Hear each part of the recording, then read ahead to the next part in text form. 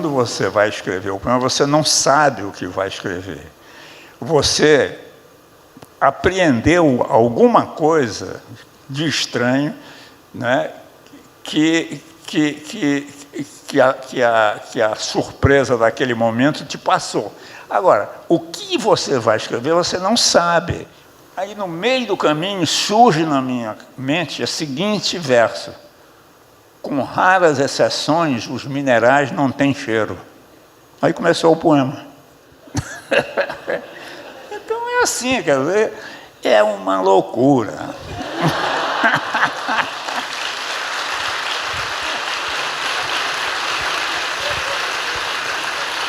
Mas é isso que faz o encantamento da poesia, porque o resto é tudo previsto, é tudo igual, tudo chato, entende? Então, por isso que eu digo, a poesia não revela a realidade, a poesia inventa a realidade.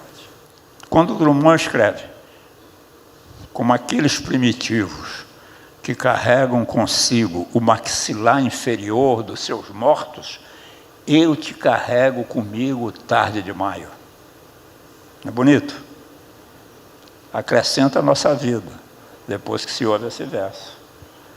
Fica a nossa vida toda, mais esse verso que ele criou, que ele inventou. É isso. A página está em branco.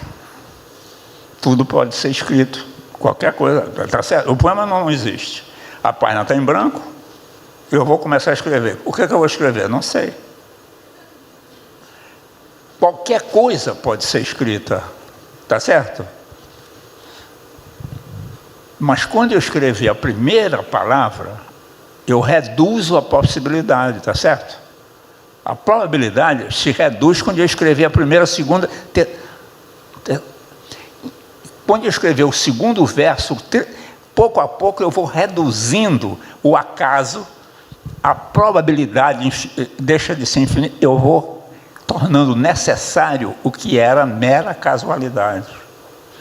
Quando chega numa certa altura, o poema já está de tal maneira estruturado que ele determina o que cabe ou não cabe ali. Então, o que era o acaso vira necessidade, vira necessário. E só entra ali a palavra que cabe ali. Entende? Então, esse processo é um processo que o poeta realiza meio inconsciente, mas é o jogo entre o acaso e a necessidade. É assim que a coisa se dá. Então, a poesia é isso, ela é o espanto, não, porque só pode me espantar aquilo que eu não estou esperando, não, o que eu estou esperando não me espanta. Espanta é você descobrir uma coisa que até ali você não tinha descoberto, você não tinha visto, não tinha percebido. Isso, a poesia, ela nasce disso, porque, do contrário, ela é o ramerrão do dia a dia, então não é a poesia. E eu nunca disse, não vou mais escrever, porque eu nunca disse isso, essa frase me foi atribuída erradamente. Eu nunca disse isso. Eu, durante minha vida, várias vezes, fiquei sem saída, e achando que eu não ia mais escrever, não porque eu não quisesse, porque eu não tinha mais meios para continuar. Aí encontrei o meio de conseguir sair. Mas hoje, depois que eu escrevi o último poema do último livro, faz 5 anos, eu nunca mais experimentei esse espanto que gera a poesia. Nunca mais. Então, mas tudo bem, para mim é melhor que eu me espante e escreva. Mas se eu não me espantar, mas tudo bem, o que eu não vou fazer é escrever poesia ruim para dizer que eu continuo escrevendo poesia. Está entendendo? Porque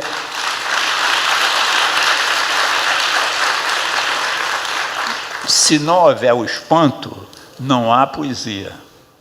Eu, quando comecei a escrever, eu escrevia como os poetas do parnasianismo, os poetas do final do século, do final do século XIX, do começo do século XX, né? Olavo Bilac, Raimundo Correia, quer dizer, porque até 1945 ainda não tinha chegado o modernismo não tinha chegado no Maranhão. A semana de 22 não tinha chegado lá em 45, né? Por isso que eu digo que eu nasci em Macondo, né? Onde aquela cidade onde tudo acontece 100 anos depois, então foi lá que eu nasci. Então eu escrevia como se escrevia no final do século passado, né? E me dediquei de tal maneira a escrever assim que eu já falava em decassílabo, já saía tudo medido já. Aí, quer dizer, a vinda para o Rio foi determinada pela descoberta da poesia moderna, né? Que eu, até aí, ignorava a poesia moderna e conheci, comprei um livro do Drummond, e aí comprei livro de Murilo Mendes, eu comecei a ler esses poetas e achei muito esquisito, muito estranho aquela poesia que eles faziam, né, que não tinha nada a ver com a poesia que eu fazia, né, que era a poesia do século XIX. Né?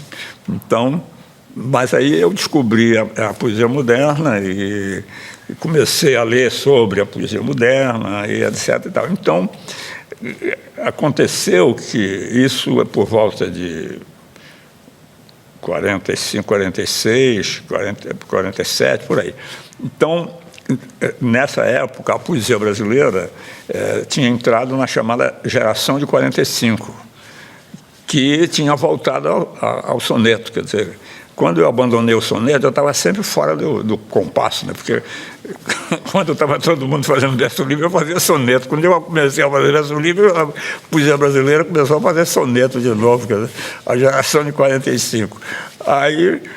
Mas aí eu tinha descoberto, lendo Drummond, lendo Murilo, lendo os textos de Mário de Andrade, Carpo, eu comecei a ver que o problema da poesia tinha muito a ver com a linguagem mesmo.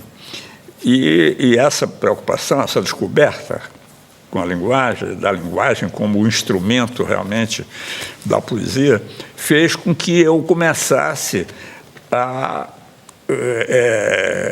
fazer indagações e mudar o rumo da minha própria poesia.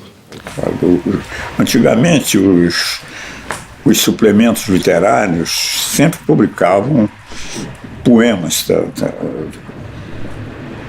praticamente todos os suplementos, no Rio, em São Paulo, em Minas, em tudo quanto era lugar onde havia jornais com suplemento literário. Em geral, na última página do suplemento havia um poema de algum poeta, em geral, do Drummond, do Manuel Bandeira, do Murilo Mendes, ou excepcionalmente de um poeta jovem. E hoje, praticamente, não há isso, né? Quer dizer, você raramente vê poema publicado em suplemento literário. Isso eu acho isso uma tolice, uma falta de discernimento das coisas, quer dizer. A poesia, falando, não estou em causa própria, é uma das expressões mais significativas da literatura, quer dizer, em geral, você lê um romance e joga fora, ou dá para o amigo. Livro de poesia o cara guarda, né? Ninguém pega um livro do Drummond, compra, lê e ele guarda na estante. A poesia é uma coisa que tem esse caráter. Ela fala mais de perto as pessoas, ela não... Sabe? Então, o fato do suplemento não dar essa importância à poesia é um equívoco dessa nossa época aí, que muita besteira é valorizada.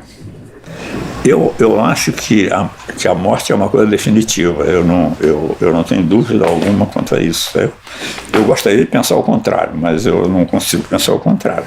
Eu acho que morreu, e eu acho mais o seguinte, que como eu existo para mim, quer dizer, a minha consciência, eu tenho a consciência da minha existência, não é isso?